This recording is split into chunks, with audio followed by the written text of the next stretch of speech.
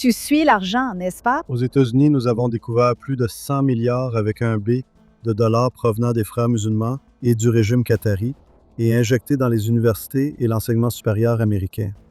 Et cela dure depuis des décennies.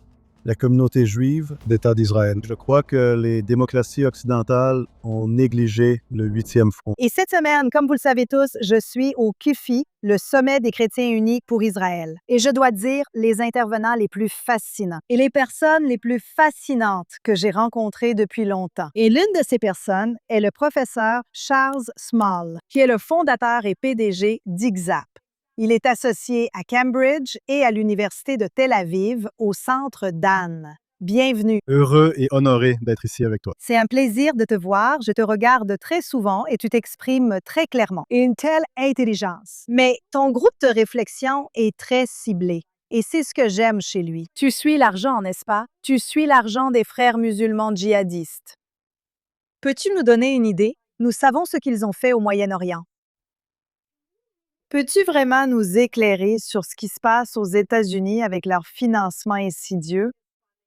Ou c'est comment repères-tu cela et quel impact cela a-t-il? Je te regarde aussi beaucoup. Honoré d'être ici avec toi.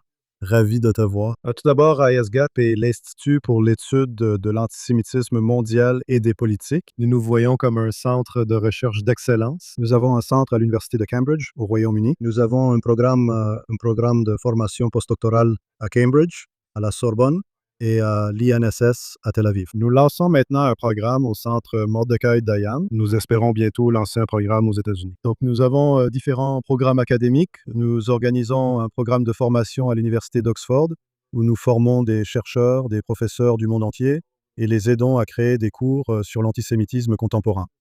Nous avons divers projets de recherche. L'un d'eux se nomme Conscience juive, créant la capacité pour les enseignants et les étudiants de se définir eux-mêmes, car nous pensons que l'une des expressions fondamentales du pouvoir est la capacité à se définir soi-même. Et nos ennemis commencent à définir les Juifs, le sionisme et Israël. Donc, nous revenons aux racines de notre sagesse. L'autre projet cité s'appelle Suivez l'argent et cela se poursuit depuis 2012. Et nous avons étudié l'influence des frères musulmans dans les sociétés démocratiques occidentales, en Europe et au Canada, en Afrique du Sud, en Australie et aux États-Unis. Aux États-Unis, nous avons trouvé plus de 100 milliards, avec un B, de dollars provenant des frères musulmans, du régime qatari, vers les universités américaines et l'enseignement supérieur. Et cela dure depuis des décennies. Et je crois que c'est en partie la raison pour laquelle nous assistons à une explosion de l'antisémitisme, de la haine des Juifs, des sentiments anti-israéliens dans les meilleures universités des États-Unis et du monde occidental. Donc, pendant des décennies, il y a eu un endoctrinement financé dans le milieu universitaire. Absolument. Et vous êtes dans le milieu universitaire ici. Oui. Nous savons qu'il y a des lois contre cela. Nous savons comment ils ont contourné ces lois. Comment pouvons-nous l'arrêter?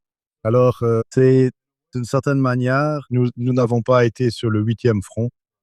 Nous n'y avons pas été. Le Nous nous jury sommes endormis. endormissent la communauté juive, l'État d'Israël. Je crois que les démocraties occidentales ont négligé le 8e front. Les universitaires qui sont passés par de bonnes universités à partir des années 1970, 1980, 1990, nous savions que quelque chose clochait. La représentation d'Israël comme une sorte d'entité étrangère, comme une entité coloniale raciste, cela appartenait au paysage intellectuel. Fabriqués absolument grâce à cet argent. L'argent a joué un rôle important. Je pense que c'est aussi, sans devenir trop ésotérique, nous sommes à l'ère post-moderne, la post-modernité. Eh bien, c'est ce que Gad Saad m'a dit. Ils ont trouvé un terrain fertile auprès de personnes qui réfléchissent déjà. Vous savez, au relativisme moral, etc. Absolument. Donc, le relativisme moral joue un rôle. Le sentiment anti-occidental, les notions anti-occidentales, vous savez, contre l'hégémonie occidentale, chez l'extrême gauche, comme partie du discours intellectuel. Et ce qui est alarmant, vous avez des membres de la soi-disant gauche intellectuelle, comme Judith Butler, Michel Foucault, Edward Said, qui sont de mèche avec l'islam politique radical. Oui. L'islam politique radical, c'est une perversion de la grande religion de l'islam. Vous savez, issu des frères musulmans il y a environ 100 ans en Égypte, cela déforme l'islam pour en faire une forme très étroite et réactionnaire. Les frères musulmans, au fond, adoptent l'antisémitisme génocidaire européen comme la raison d'être de leur mission. Donc, vous avez la fusion des protocoles des sages de Sion et même du nazisme plus tard. Mais nous savons que les protocoles étaient les mots et les idées qui ont mené à la Shoah, qui ont mené à l'Holocauste. Certaines des idées de l'Holocauste qui ont mené à l'Holocauste, l'antisémitisme raciste, de façon intéressante, reviennent aussi des meilleures universités, départements de biologie, eugénisme, sciences sociales, théologie. On revient à la théorie nazie? Oui, donc les frères musulmans, influencés en partie par le nazisme, le fascisme et les protocoles, leur objectif est non seulement de détruire Israël, mais aussi de détruire le peuple juif. Oui, si vous consultez la charte du Hamas, branche palestinienne des frères musulmans, ils ont en grande partie plagié les protocoles des sages de Sion, comme leur alliance avec Dieu. Et Youssef al-Qaradawi, le chef spirituel des frères musulmans, qui, selon moi, a en quelque sorte palestinisé l'islam. Vous savez, il a toujours soutenu tout au long de sa vie que le vrai croyant, le vrai musulman, est obligé de poursuivre l'œuvre de Hitler. C'est l'élément central de la confrérie. Et pourtant, l'Arabie saoudite, avant le 11 septembre, et maintenant le Qatar, des nations alliées aux frères musulmans, promouvant cette idéologie, ont financé l'enseignement humaniste, nos meilleures universités, les médias de référence depuis des décennies. Ils veulent déconstruire les sociétés de l'intérieur. Le but ultime est-il la civilisation occidentale? Et les Juifs ne sont-ils qu'un obstacle? Donc oui, l'Alliance rouge-verte, c'est la gauche radicale qui essaie d'émanciper ceux qui ont été colonisés. Et les islamistes veulent détruire tout vestige d'influence européenne, chrétienne et juive dans la région. Donc, il y a cette alliance rouge-verte et l'objectif des frères musulmans est d'éloigner Israël des États-Unis et de l'Occident. C'est leur objectif déclaré depuis 50 ans pour l'affaiblir et l'isoler. Et il y a 50 ans, les frères musulmans ont expliqué qu'une fois qu'Israël serait, vous savez, marginalisé et affaibli, utiliser l'antisémitisme pour affaiblir et détruire les États-Unis et l'Occident. Donc, commencer par le petit Satan puis passer au grand Satan. Et leur rôle est de détruire la démocratie et de la remplacer par une vision déformée de l'islam. Mais nous ne voyons pas cela uniquement dans le milieu universitaire. On observe cela aussi actuellement en politique américaine, n'est-ce pas?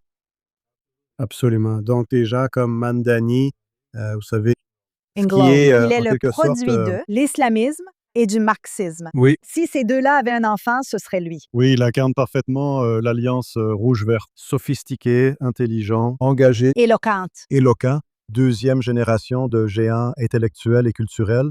Sa mère est une réalisatrice renommée. Son père est professeur à Columbia. Et il est, vous savez, bien qu'il soit né en Afrique, il est issu de la deuxième génération, en quelque sorte influencé par les frères musulmans. Vous savez, la crème de la crème produite par nos institutions culturelles. Et il essaie d'éloigner Israël des États-Unis. Il pousse un programme antisémite insidieux. Et il essaie aussi d'affaiblir les pays démocratiques. Et maintenant, ce n'est plus Oui. lui. Ce mouvement est désormais lié aux socialistes démocrates d'Amérique. On le voit apparaître partout. Vont-ils détruire le Parti démocrate? Je pense que le Parti démocrate est à la croisée des chemins.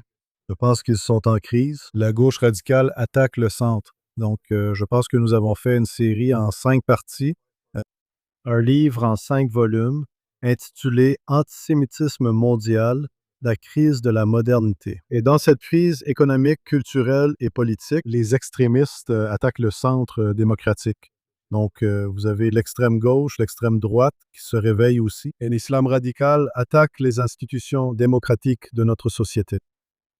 Et oui, c'est un moment dangereux dans l'histoire. Et j'espère que le Parti démocrate et la société en général sauront, vous savez, repousser cet élément extrémiste et antidémocratique en leur sein. Quelle solution votre organisation apporte-t-elle après avoir diagnostiqué le problème?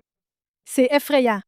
Qu'est-ce qu'on fait à ce sujet? Diagnostiquer le problème est essentiel pour élaborer une bonne stratégie. Tu Oui, dois on sait comprendre le ce avec problème. quoi tu dois composer, c'est sûr. Alors, on cartographie et on décode. Une fois qu'on comprend certaines causes de cette explosion d'antisémitisme, je pense que, et d'une certaine manière, nous avons déjà vu ce film auparavant, pendant l'entre-deux-guerres, lorsqu'il y avait une crise des institutions démocratiques et que les gens étaient de plus en plus marginalisés et exclus des institutions, quand le contrat social n'était pas respecté. Vous avez des gens qui ont peur et qui sont sensibles aux mouvements sociaux extrémistes. Il comble toujours le vide. Nous avons déjà vu ce film. Je pense qu'une fois certaines causes comprises, ceux qui tiennent à la démocratie, les organisations de la communauté juive, je pense que les instances de sécurité en Europe et en Amérique du Nord doivent vraiment se mobiliser et prendre position contre ce mouvement social antidémocratique. Vous avez un centre à l'Université de Cambridge. Comment ça se passe là-bas?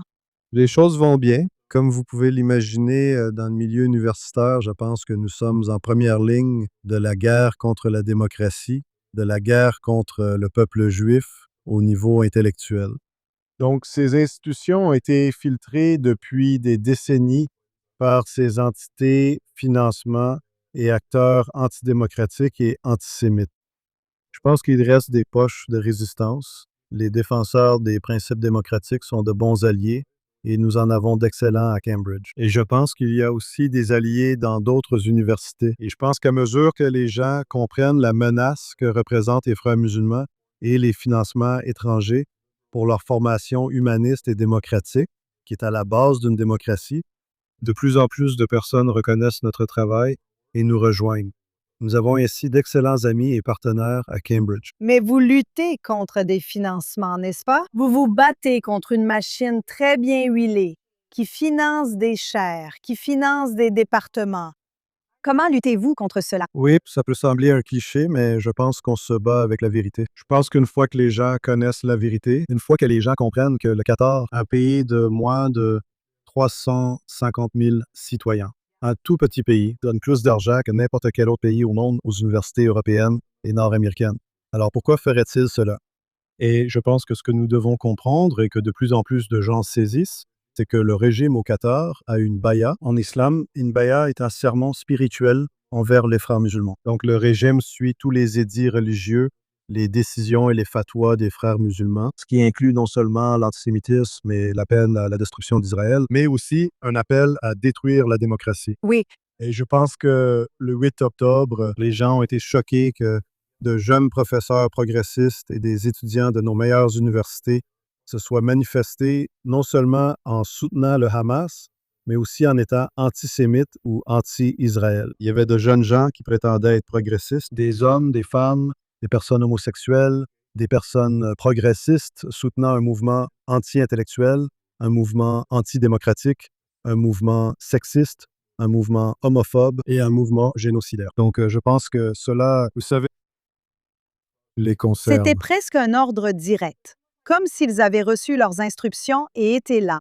Les corps des Israéliens massacrés n'étaient pas encore froids, qu'ils étaient déjà là. Je m'en souviens, j'ai déjà raconté cette histoire. Je suis allé environ 10 jours après le 7 octobre à une teach-in à l'école de travail social de l'Université Columbia. L'Université Columbia est l'une des meilleures universités du monde. Les professeurs et doctorants là-bas comptent parmi les meilleurs intellectuels mondiaux. Ils maîtrisent parfaitement la littérature scientifique. Ce sont de véritables intellectuels. Et ces professeurs et doctorants soutenaient que du fleuve à la mer, la terre doit être libérée de l'occupation, que la violence était nécessaire par tous les moyens nécessaires. Et il le justifiait avec le discours intellectuel le plus sophistiqué. Bien sûr, Les professeurs d'études de genre, de critique littéraire, de philosophie présentent les arguments. Les professeurs d'études de genre justifiaient le fait que je les appelle des femmes israéliennes juives, qu'elles ont été massacrées, torturées et violées. Je les appellerai des femmes israéliennes juives. Ces intellectuels les qualifiaient d'occupantes. Et ils disaient que même la torture, même le viol, le meurtre étaient justifiés jusqu'à la fin de l'occupation. Il s'agissait de professeurs d'études de genre utilisant des arguments intellectuels sophistiqués. Ils ont également ajouté que toute personne soutenant le régime sioniste d'occupation et d'apartheid doit aussi être combattue par tous les moyens nécessaires. Ils appelaient à la violence et au meurtre contre leurs propres collègues, les étudiants, les membres du personnel et les professeurs de l'Université Columbia. C'est le discours. Ce sont les personnes qui enseignent dans nos meilleures universités. Et maintenant, dans sa deuxième génération, les personnes issues de bonnes universités sont maintenant professeurs. Ils sont dans les médias de référence. Vous savez, journalistes dans les meilleurs médias du monde entier. Et maintenant, ils entrent dans les institutions politiques et les partis de notre pays. Donc, c'est une crise. C'est une crise. Est-ce qu'il y a une solution? Il y a une solution si les personnes qui tiennent à la démocratie se mobilisent. Je dis toujours que je suis juif parce que ma mère est juive. Vous savez, et je suis très fier de faire partie de cet héritage et de cette sagesse incroyable. Mais pour être citoyen dans une démocratie, nous avons le choix. Chaque génération doit revigorer et défendre nos sociétés démocratiques et, espérons-le, étendre la culture et la pensée démocratique. Et nous sommes attaqués. Et je pense que si l'État d'Israël, si la communauté juive, si les dirigeants du monde occidental prennent vraiment position et défendent la démocratie, il n'y a rien que nous ne puissions accomplir. Et je pense que, vous savez, même en regardant Israël sur les 7 fronts de la guerre cinétique depuis le 7 octobre, ce qu'ils ont accompli dépasse mon imagination, n'est-ce pas? C'est incroyable. Si nous prenons le même séquel, la créativité, la concentration et l'énergie pour combattre le 8e front, je suis sûr que nous pouvons l'emporter facilement. Je suis d'accord. Ce qui me dérange toujours, c'est que le gouvernement d'Israël n'a jamais pris le 8e front au sérieux. C'est de l'arrogance. Ils ignorent que nous vivons une guerre hybride, à la fois cinétique et narrative. Et je ne suis même pas sûre que nous en soyons là en termes de véritables solutions, de stratégie, de hiérarchie et de la façon dont cela devrait être. Mais quand on regarde ce qui se passe au Royaume-Uni, je considère comme une mise en garde. Vous êtes à Cambridge. C'est la même infiltration, je suppose. À tel point que l'UA a déclaré « Nous ne donnons plus de bourse à nos enfants pour aller au Royaume-Uni ». Imaginons que demain, nous trouvions comment couper les financements. Le poison mettrait quand même des années à disparaître, n'est-ce pas? Absolument. Nous combattons des idées, nous combattons une idéologie. Donc, je pense qu'il y a des stratégies à court terme. Nous pouvons lutter et faire toutes sortes de choses dans les médias et sur les réseaux sociaux. C'est maintenant. Certaines de nos recherches font évoluer les politiques publiques, ce qui pourrait être une stratégie à moyen terme. Mais je pense qu'en fin de compte, la lutte générationnelle, qui est la lutte essentielle, prendra au moins une génération. Et cela concerne la bataille des idées. Mais seulement si nous commençons maintenant. Nous n'avons pas commencé, n'est-ce pas? Je pense que certains commencent, mais nous avons déjà une tête de pont. Je pense que nous faisons des progrès. Il y a, vous savez, le domaine de l'étude de l'antisémitisme s'est développé ces dernières années. Nous avons plus de collègues. Je pense qu'il y a des personnes qui ne traitent pas directement de l'antisémitisme, mais qui commencent à s'inquiéter de ces forces antidémocratiques dans le monde universitaire, dans les médias. Et vous savez, de la salle de classe au campement jusqu'à nos rues, les forces de sécurité en Europe et en Amérique du Nord sont bien conscientes du défi. Parfois, je pense que la seule solution, c'est vraiment quand les frères musulmans se révèlent, ce qui est déjà en train de se produire, n'est-ce pas? Donc, un scorpion ne peut rester qu'un scorpion. Même s'il traverse la rivière sur une tortue, ils mordent la tortue et coulent ensemble. C'est ça. S'ils étaient un peu plus patients, aucun de nous ne s'en serait rendu compte. Ils auraient pu faire une prise de contrôle, mais cela montre son vrai visage. Ouais. On constate maintenant le retour de bâton au Royaume-Uni, avec des personnages comme Tommy Robinson et Nigel Farage. Le parti anti-immigration, une vague en Europe, tente de changer les politiques d'immigration, car ils font venir des personnes déjà radicalisées, ou, pire encore, ces personnes se radicalisent en Europe. Oui. Certains jeunes hommes cherchent une nouvelle vie et se radicalisent en Europe. Penses-tu que la seule solution soit qu'ils soient simplement le scorpion qu'ils sont? Un proverbe chinois dit qu'on ne réveille pas un chien qui fait semblant de dormir. Beaucoup d'entre nous essaient ou feignent de dormir. Je pense que si nous nous réveillons et que nous faisons face aux défis, je suis sûr que nous réussirons. La confrérie est puissante parce qu'ils agissent en toute impunité. Ce qu'ils font n'a aucun coût pour eux. Oui. Et je pense, vous savez, les gens sacrifient la citoyenneté démocratique de la prochaine génération. Et nous devons prendre position. Les universités reçoivent de l'argent. À Cornell, par exemple, nous avons découvert 10 milliards de dollars et il doit y en avoir davantage. Plus. Georgetown? 1 milliard de dollars. Texas A&M, 1,3 milliard de dollars. La liste continue encore et encore, vous savez, jusqu'à 100 milliards de dollars. Ils prennent de l'argent d'entités qui veulent détruire la démocratie, d'entités qui veulent détruire ce qu'est une formation humaniste. La liberté d'expression, ils doivent parler ainsi. Certaines entités veulent contrôler l'éducation et interdisent l'école aux femmes. C'est donc stupéfiant. Nos institutions doivent être dénoncées pour ne pas défendre notre avenir. Qu'est-ce qui t'empêche de dormir? Et qu'est-ce qui te donne une raison d'être optimiste? C'est une bonne question. Donc, je pense que ce qui me donne une raison d'être optimiste, de travailler avec des personnes incroyables, des personnes formidables, une vraie bénédiction. Je pense que l'histoire, l'héritage, les leçons du peuple juif, la sagesse, notre mode de vie, ce que nous sommes. Nous avons la capacité de perdurer, d'évoluer, de nous adapter et de tenir bon malgré les défis. Donc, je pense que ce que nos ancêtres nous ont appris, ce que l'État d'Israël nous enseigne, c'est quelque chose qui doit nous donner de l'espoir. Je pense que les personnes qui ont fondé l'État d'Israël à partir des cendres de la Shoah, à partir des réfugiés des pays du Moyen-Orient et d'Afrique du Nord, ce qu'ils ont fait pour créer cette nation si dynamique qui devient un tel succès économique, technologique et démocratique. En première ligne face à ces mouvements sociaux antidémocratiques qui ont une culture de la mort à laquelle nous nous opposons, c'est stupéfiant et cela me donne de l'espoir. Et si Israël peut exister en 2026 comme il le fait, c'est la leçon pour tous ceux qui tiennent à un avenir démocratique ou à l'avenir du peuple juif. Amen. Je veux partager votre optimisme. Pour moi, l'optimisme, c'est aussi le fait qu'il y a certains pays arabes qui ont fait de leur mieux et qui ont réussi à déradicaliser leur société. Absolument. Nous avons vraiment, je pense, de bons alliés qui comprennent, peut-être bien plus que nous en Occident, ils comprennent la menace de cette idéologie insidieuse et anti-humaine.